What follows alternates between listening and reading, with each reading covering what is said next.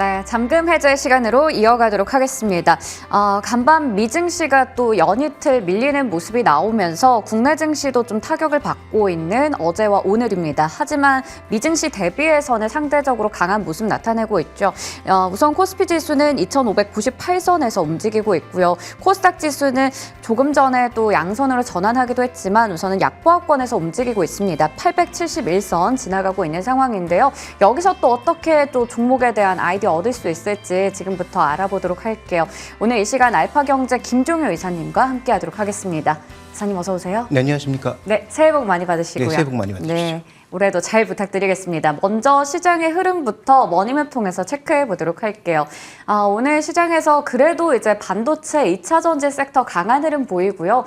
철강 쪽에도 상승불 켜져 있는 종목들이 있습니다. 나머지 헬스케어와 자동차 그리고 금융 쪽 좀 밀리고 있고 오늘 해운이나 에너지 이쪽이 또 강하죠.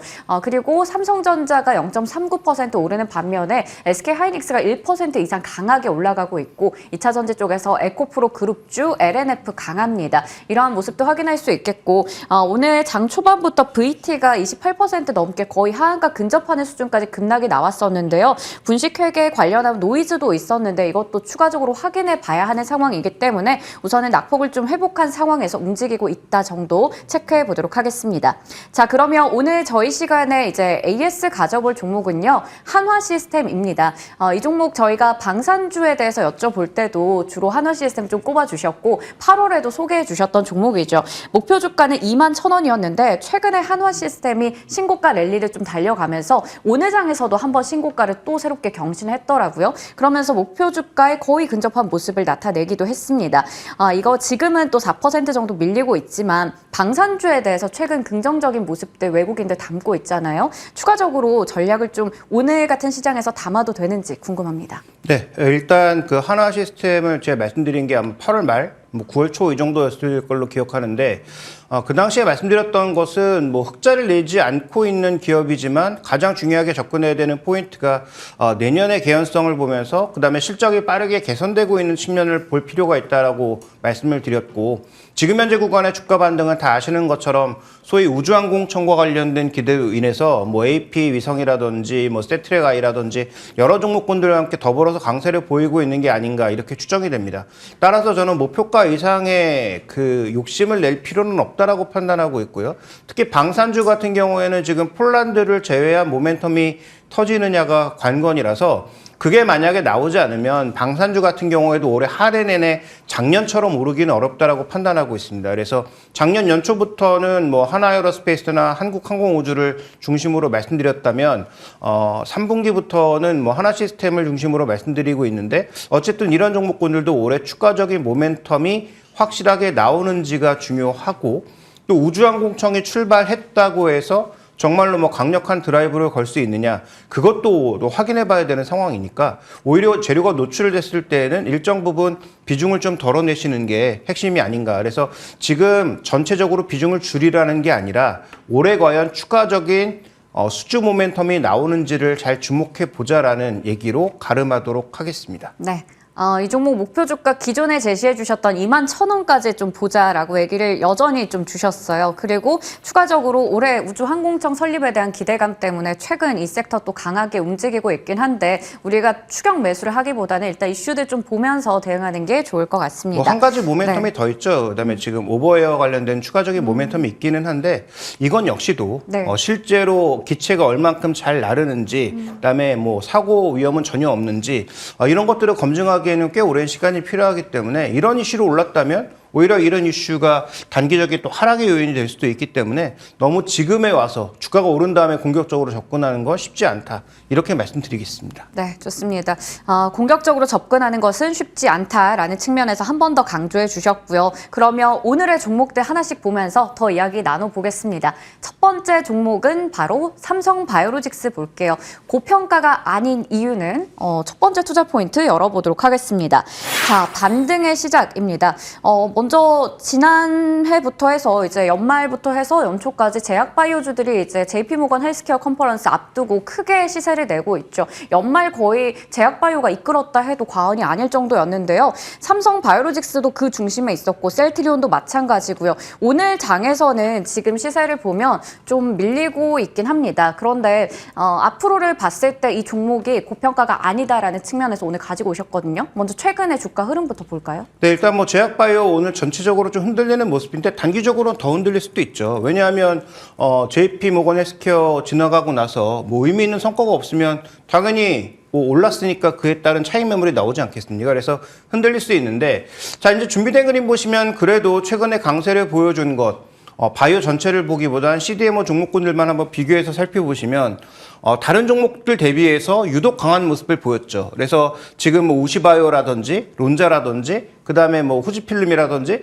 이런 전체적인 그 이쪽의 흐름이 좋지 않았는데 그나마 주가가 강세를 보였던 이유는 상대적으로 최근 들어서 뭔가 긍정적인 모멘텀이 있었기 때문이고, 다 아시는 것처럼 2년 연속 JP모건 헬스케어 메인 무대에서 존님 대표가 얘기를 한다는 것 자체도 꽤 의미가 있는 것으로 보이고요.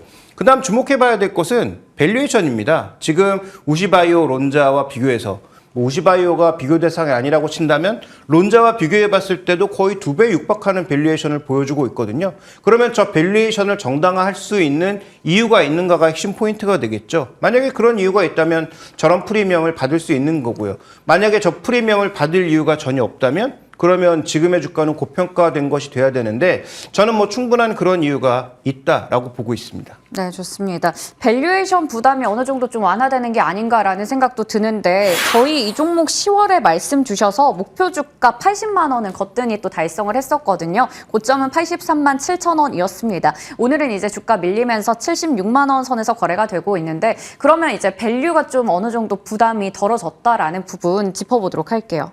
네, 현재 구간에서 이 종목의 핵심 포인트는 두 가지죠. 지금 준비된 그램에서 보시는 것처럼 신규 수주에 이어서 추가 수주가 2020년 이후로 계속 나타나고 있다. 근데 2020년부터 나타난 저 수주의 핵심 포인트는 뭡니까? 백신 관련 수요라고 봐야 되거든요. 그런데 2023년 이후로 나타나는 저 수요의 핵심 포인트는 뭐냐면, 지금 다 아시는 것처럼 올해 제약바이오의 핵심 포인트가 소위 뭐 이중항체, 그 다음에 뭐 항암제, 그것도 표적 항암제와 같은 그런 신규 약들이 앞으로 계속 쏟아져 나올 가능성이 높아지고 있는 거죠. 그러니까 이게 전부 다 예전처럼 그 케미칼 기반의 약이 아니라 다 단백질 기반의 신약이란 말이죠. 네. 이걸 누군가 만들어줘야 되는 거죠. 미국의 특징은 다 아시는 것처럼 자기가 만들고 있는 게 별로 없다는 게 핵심 포인트인 거죠. 그러다 보니까 이들이 개발은 열심히 하고 실제로 만들어주는 건 CDMO 업체가 할 가능성이 높은데, 그동안 론자가 일정 부분 담당해 왔다면 그 상당수의 물량을 삼성바이오로직스가 흡수하고 있고요.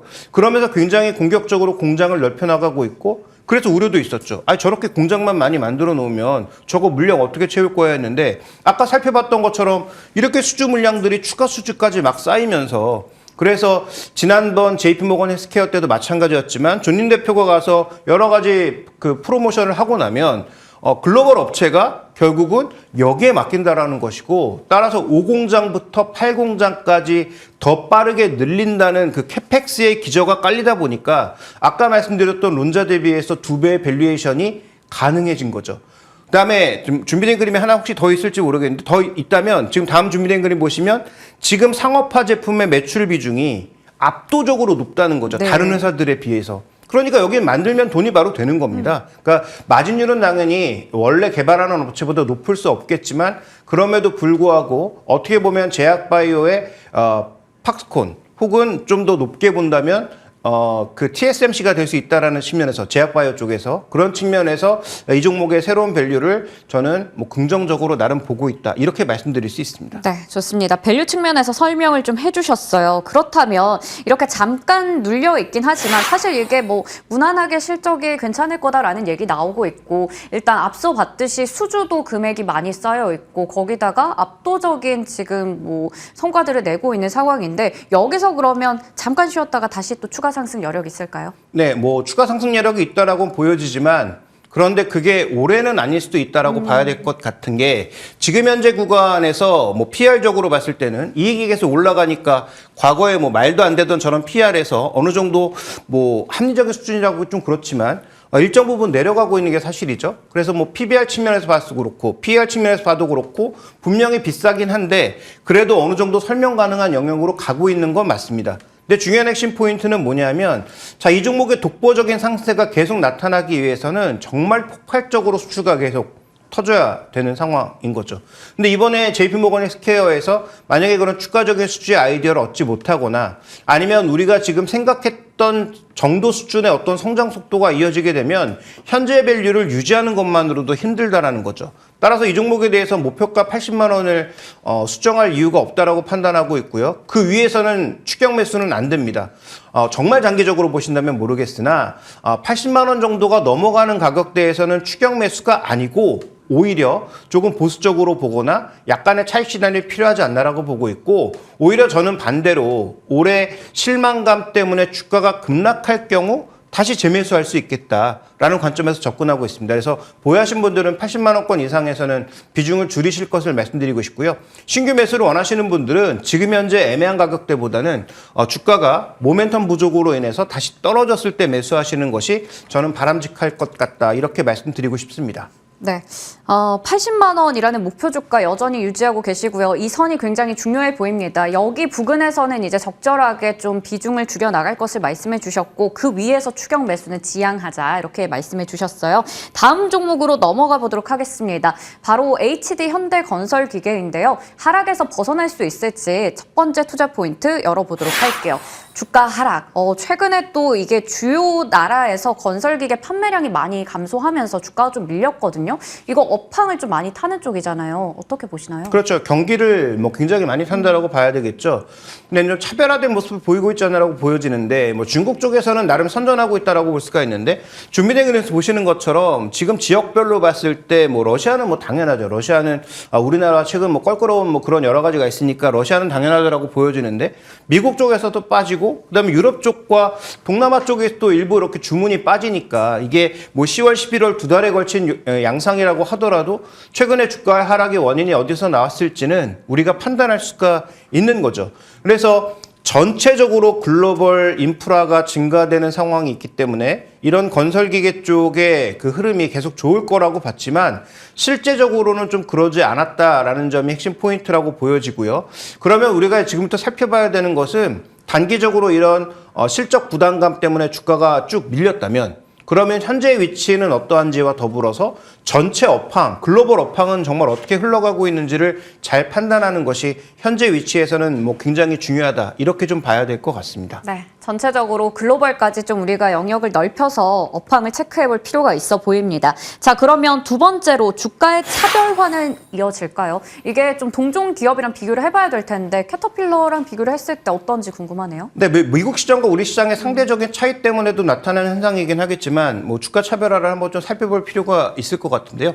캐터필러는 뭐 최근엔 하락하고 있지만 급격한 상승을 오히려 보였던 2023년의 하반기의 흐름과 전혀 좀 다른 모습을 나타내고 있죠. 그래서 큰 그림으로 보면 같다라고 볼 수 있는데 최근에 여전히 반등을 계속 이어갔던 캐터필러의 신고가 흐름과는 달리 차별화가 나타나고 있는 것은 결국 수주 지역의 차이로 보여지고 있습니다. 그래서 이런 부분들이 일정 부분 영향을 줬다면 그러면 전체적인 어떤 업황의 흐름과 맥락을 같이 볼 필요가 있는데 미국 주택시장 여전히 나쁘지 않고요. 그다음에 주택건설 업체들 최근에 주정이 조금 가파라지고 있는 건 사실이지만 얼마 전까지만 해도 신고가 흐름을 잘 보여주고 있었고 그다음에 생각해 보시면 미국의 인프라 미국의 주택, 미국에 짓는 공장 이런 것들이 줄어들 가능성은 전혀 없다라고 봐야 되거든요. 뭐 대통령이 누가 되든 상관없이 지금 미국 쪽에서 공급망을 개편하는 것 여전히 나타날 수밖에 없고 인도네시아나 일부 유럽 지역에서도 추가적인 공장이라든지 공급망 재편을 위한 건설 수요 자체는 빠지지 않았다라는 것을 생각해 봤을 때 저는 저 갭 차이도 일정 부분 메꿔줄 수 있다라고 보고 있습니다. 그래서 선도 종목인 캐터필러가 회복세를 보이게 된다면 아마도 이 종목에도 전체적으로 조금 회복세를 보일 수 있는 그런 여력이 만들어지지 않을까 이렇게 판단하고 있습니다. 네, 그래도 전체적으로 봤을 때 일단은 업황이 좀 안 좋았다 보니까 이게 실적에 대한 눈높이가 많이 낮아져 있어요. 그러면 이게 또 주가로 이어지게 될 텐데 추가적인 하락에 대해서도 걱정이 되거든요. 밸류에이션 판단은 어떻게 하세요? 네, 일단 이 종목은 지금 현재 구간에서는 실적 변동성이 조금 커진 데다가 과거 대비해서 경기가 그렇게 타이트하게 올라가진 않을 것으로 보고 있고, 그다음에 우리나라의 대표적인 자동차나 최근에 조선업종이 올해 실적에 가이던스를 내는 것을 보면 굉장히 보수적인 상황으로 네. 제시되고 있잖아요. 그러니까 국내 쪽도 그렇고 글로벌 쪽도 그렇고 이제 폭발적으로 뭔가 수주가 나오긴 어렵다라고 봐야 됩니다. 그럼 밸류에이션은 과거 대비해서는 조금 낮춰봐야 된다라는 판단인데, 현재 지금 움직이고 있는 주가의 전체적인 밸류 밴드의 평균은 한 0.6배 정도의 수준이거든요. 그러면 지금 평균 아래로 봐야 되는가, 평균 정도의 수준까지 회귀할 수 있는가를 잘 판단해 볼 필요가 있는데, 저는 평균 수준의 회귀를 예상하고 있습니다. 네. 왜냐하면 아까 말씀드렸던 대로 미국이나 뭐 그다음에 중국은 빼더라도 뭐 동남아나 아니 이런 지역에서 공장 수요가 줄어들 가능성 없다라고 보거든요. 그래서 그런 측면에서 올해 일정 부분 주가가 지금 싸진 상황이기 때문에 평균 회귀만 고려한다고 하더라도 PB 0.6배가 한 54,000원 정도이기 때문에 이 종목은 아직 상승 여력이 있다라고 봐야 될 것 같고, 현재 여러 가지 악재에도 불구하고 주가가 옆으로 기간 조정으로 버티고 있는 이유가 거기에 있다라고 판단하고 있습니다. 그래서 4분기 실적을 확인하고 올해 전망 같은 것들을 컨퍼런스 콜에서 일부 듣게 되면 저는 그때부터는 주가 회복이 나타날 것으로 봐서 지금 건설기업 중에서 기존에는 현대두산 인프라코어를 1등으로 봤다면 HD 현대건설기계를 1등으로 바꾸면서 네. 이 종목의 추가 상승 여력을 PB 0.6배까지는 볼 수 있다, 이렇게 판단하고 있습니다. 네, 섹터 내에서 탑픽으로 좀 바꿔주셨고요. 일단은 회복에 우리가 초점을 맞춰보자 말씀해 주셨어요. 4분기의 실적 보고 나서 이제 향후에 컨퍼런스 콜 통해서 다음 실적 전망치까지 체크해 볼 필요가 있을 것 같고요. 그래서 목표 주가는 54,000원 잡으면서 일단 지금 자리에서 추가 상승 여력에 대해서 말씀해 주셨습니다. 오늘 이렇게 두 종목 풀어봤고요. 지금까지 알파경제 김종효 이사님과 함께했습니다. 고맙습니다.